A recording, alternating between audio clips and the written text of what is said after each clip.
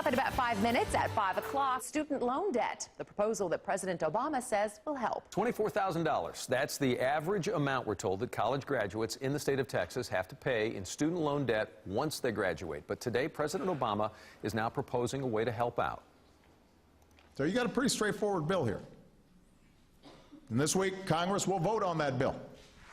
And the president did sign a presidential memorandum, and basically here, this would limit monthly loan payments to a maximum of 10% of that student's income once they've graduated. Congress still has to approve that bill. CBS 11's Bud Gillette, though, digs into the numbers, into this deal to find out what that could really mean. That's all new at 5 o'clock. John Radzanilla came out of Penn State with a sheepskin and a huge student loan.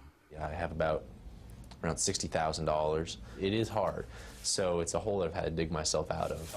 He paid $681 a month at first. His new wife has a college loan, too. Now I realize I have debt, and that is my responsibility. That was my choice to take on that debt. But the way that it's set up, I could be paying that debt for the next 20 years.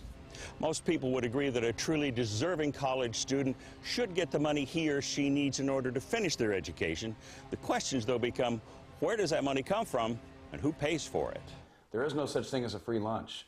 Steve Scanlon worries proposed legislation will reimburse the lenders with money taken from the wealthy by closing tax loopholes.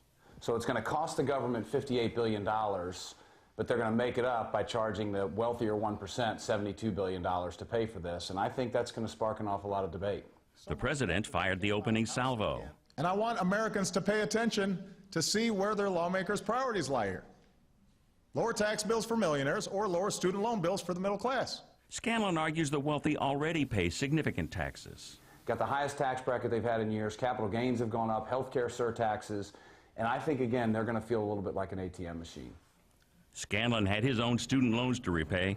He says the real problem is college expenses tripling in the last 30 years. Bud Gillette, CBS 11 News. The Senate poised to take up that proposed legislation next week. We'll let you know what happens.